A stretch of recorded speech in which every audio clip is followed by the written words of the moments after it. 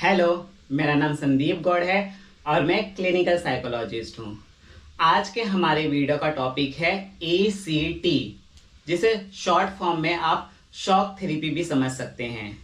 तो ECT क्या होता है, इससे रिलेटेड कुछ इंपॉर्टेंट बातें मैं आज आपको इस वीडियो के जरिए बताने जा रहा हूँ।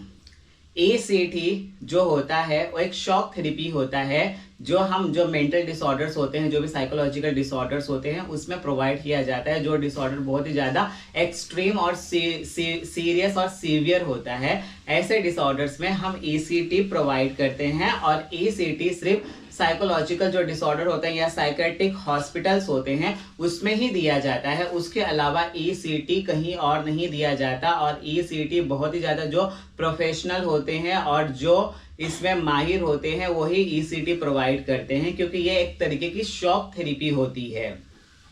तो ECT जो है आज के 2023 के ज़माने में वो सेफर है कंपेयर टू अदर ECT जो आज से हम 50 साल या 100 साल पहले यूज़ किया करते थे।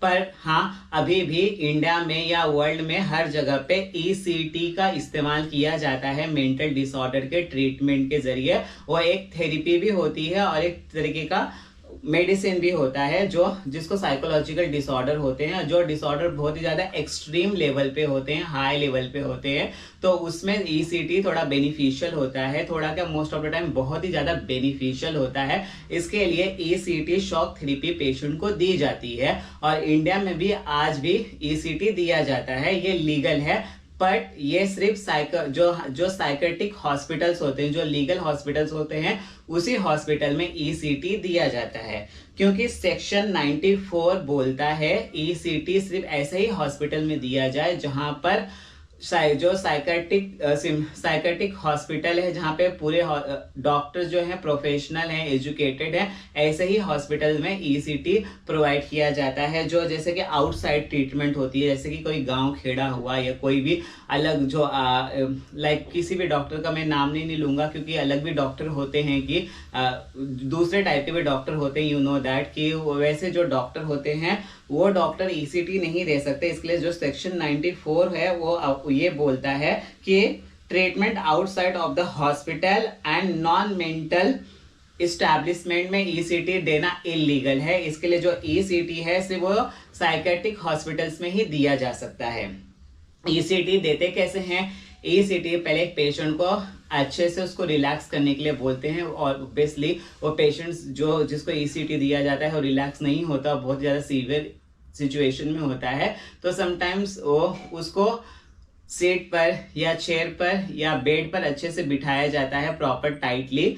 देन उसके बाद ये ECT प्रोवाइड किया जाता है। ECT कैसे प्रोवाइड करते हैं कि जो हमारा ब्रेन होता है, हमारे ब्रेन में सम करंट, जो करंट होते हैं, माइल्ड करंट, ना कि बहुत ज़्यादा करंट, माइल्ड करंट को प्रोवाइड किया जाता है, उसको दिया जाता है माइल्ड करंट को। और करंट का ड्यूरेशन एटलीस्ट 6 सेकेंड होता है, पर ये डिपेंड करता है डिसऑर्डर पे और पेशेंट पे। कभी ये टाइम इंक्रीज भी हो सकता है और कभी ये टाइम डिक्रीज भी हो सकता है, बट मिनिमम जो टाइम होता है वो 6 सेकेंड का होता है। 6 सेकेंड के लिए उसके ब्रेन में करंट को, माइल्ड करंट को छोड़ा जाता है और फिर उसके बाद उस करंट को बंद किया जाता है। मोस्टली 80 to 85% सक्सेस रेट होता है ECT का, जिस पेशेंट को दिया जाता है उसका ट्रीटमेंट में बहुत ही ज्यादा हेल्पफुल होता है। देन ECT किस किस डिसऑर्डर में दिया जा सकता है? ECT बहुत सारे डिसऑर्डर्स में देते हैं साइकोलॉजी में, लेकिन मोस्टली जैसे बहुत ज़्यादा एक्सट्रीम लेवल का डिप्रेशन हुआ या मैनिक सिचुएशन हुआ या सीजोफ्रेनिया डिसऑर्डर हुआ या सब्सटेंस रिलेटेड डिसऑर्डर जैसे अल्कोहल हुआ, गांजा हुआ, चरस हुआ, अफीम हुआ, और भी बहुत सारे जो डिसऑर्डर्स होते हैं, या तो बहुत ज़्यादा एग्रेसिव बिहेवियर हुआ या सम अदर मेंटल डिसऑर्डर्स में भी डिपेंड करता है। अगर प्रोवाइड करता है पेशेंट को, बोलता है कि इसे ECT की जरूरत है, तो उसे ECT दिया जा सकता है। पर ECT देने से पहले दो चीज का बहुत ही ज्यादा ध्यान रखना पड़ता है कि जो पेशेंट है उसका हार्ट कैसा है और ब्लड प्रेशर कैसा है। क्योंकि जब ECT देते हैं किसी भी पेशेंट को तो हार्ट रेट इंक्रीज हो जाता है और ब्लड प्रेशर भी बढ़ जाता है। तो ऐसे पेशेंट जिनको हार्ट का प्रॉब्लम है, लाइक हार्ट अटैक आने का चांसेस है, जिसका हार्ट वीक है करके, तो ऐसे पेशेंट को ECT देने से अवॉइड ही किया जाता है। पर अगर बहुत ही ज़्यादा ज़रूरत है तो उसको बहुत ही कम माइल्ड रेंज में ईसीटी प्रोवाइड करते हैं। पर सबसे पहले ये देख लेते हैं कि उसका हार्ट प्रॉपर है और ब्लड प्रेशर कैसा है, क्योंकि ईसीटी देने के बाद थोड़ा यही साइड इफेक्ट होता है कि ब्लड प्रेशर बढ़ जाता है और हार्ट रेट भी इंक्रीज हो जाता है, जिसकी वजह से हार्ट प्रॉब्लम होने के चांसेस बढ़ जाते हैं। तो आई होप इस वीडियो में मैंने आपको ईसीटी शॉक थेरेपी से रिलेटेड कुछ इंपॉर्टेंट बातें बताई हों। तो वीडियो पसंद आए तो प्लीज इसे लाइक करिए, शेयर करिए और मेरे चैनल को सब्सक्राइब करिए। Thank you.